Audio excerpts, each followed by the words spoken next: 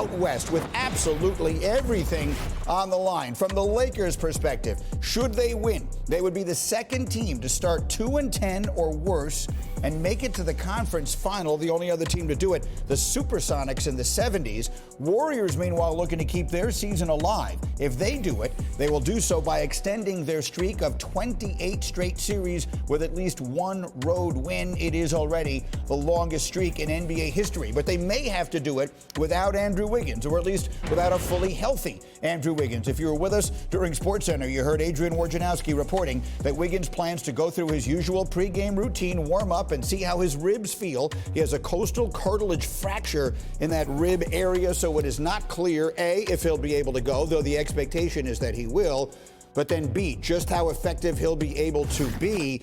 We will likely not know that until we start to see it. So there's Michael Wilbon as promised. Here we go. Stephen A., how would you put into words what is at stake in this clash tonight between the Lakers and Warriors? I think the Warriors, as we presently witness them, the fact of the matter is that if you're Joe Lacob and you sort of get blown out the other night and you see the way that they've looked on the road throughout this season, you see how undersized they are, what have you. Is the return on your investment, or is the investment worth it at this point? We know it has been up to this point, but as you look towards the future, Steph Curry is the only untouchable commodity. I would throw Klay into the mix because it's hard to imagine Steph without Klay. No question about it. But Klay's got to step up. He's looked awful the last two games. He's got to be a bit more consistent. You got to wonder what level of trepidation they're having over the fact that they signed Jordan Poole to that bag because he hasn't been what they expected him to be. You've got to wonder about guys when you look at Kuminga, Moses Moody, and what we were hearing about their potential, yet we don't see them nearly as much as we should in the postseason. All of those question marks come into focus, and it's illuminated that much more if they end up getting bounced out in 6 games by a Lakers team that literally just came together a couple of months ago. So Michael, it sort of feels like Stephen A. is saying the dynasty is on the line tonight. Do you see it that way? Yeah, I mean, the words last dance have been thrown around already. Last chance. This is the last time we're going to see this group together for all the reasons that Stephen A. just enumerated, and I agree with him. I mean, there are things to wonder about. We see people go through much less traumatic losing and make changes. So what will the Warriors do, even if they get to this stage and lose with all the championship hardware they already have? So, yes, I mean, we're talking now, when you have owners who have this much money at stake, and he talked about Jordan Poole's money and what to do with Draymond Green and the money that would be coming to him, whether from the Warriors or somewhere else if they decide not to. What happens when you get aging Steph and Klay? It seems like we saw, a documentary on this from the last real dynasty, the Bulls and all they went through in the late 1990s. Yeah, I think it's fair to say we're seeing a bit of that now. It just gets pushed away for at least another 2 days, if not another full series, if not another offseason, depending on what the Warriors do tonight. So that's the Golden State side of it. We understand. By definition, their season is on the line. But, Jalen, I think we had this same conversation last night about the Sixers. They needed to close that thing out at home. And they'll still take their shot on Sunday in Boston, but that felt like a huge missed opportunity. How do you view this Game 6 for the Lakers tonight? This is everything for the Lakers. Y'all got a golden opportunity to close out the Warriors.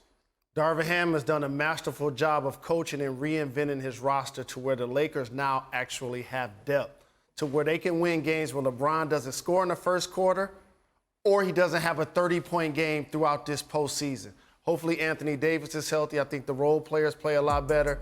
Wiggins is compromised with his rib injury.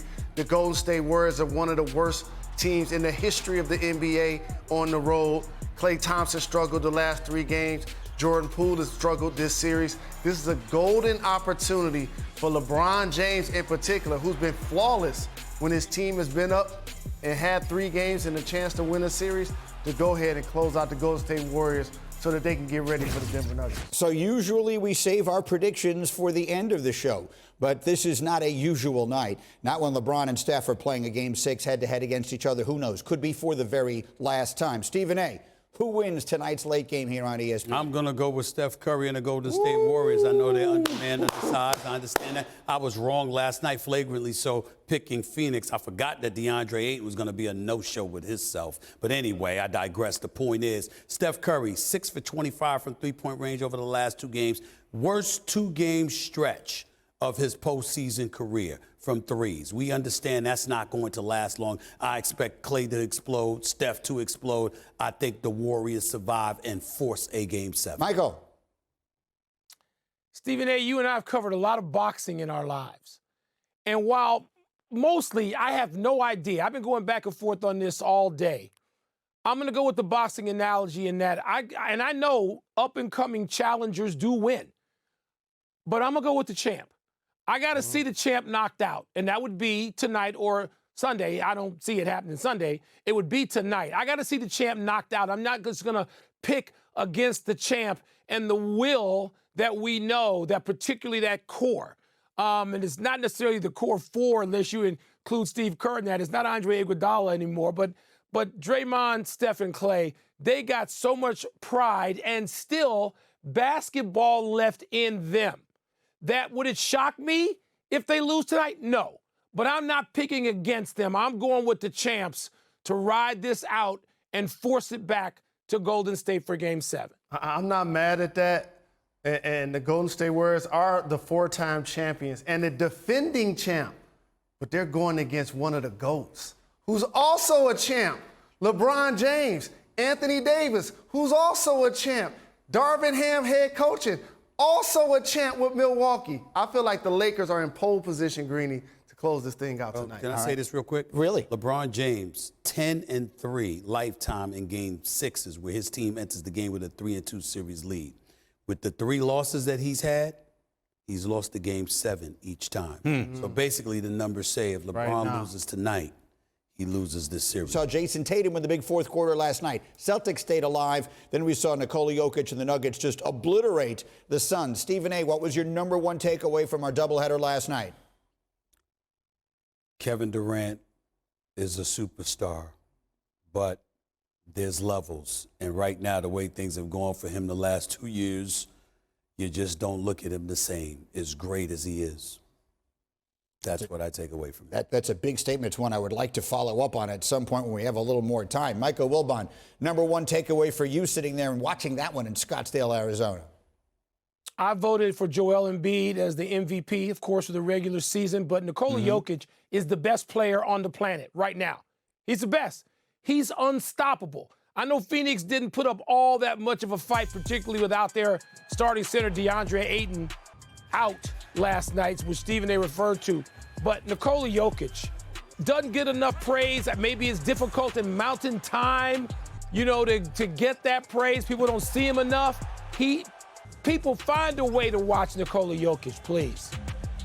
You're going to get to in the Western Conference Finals. Jalen. Hindsight is always 20/20.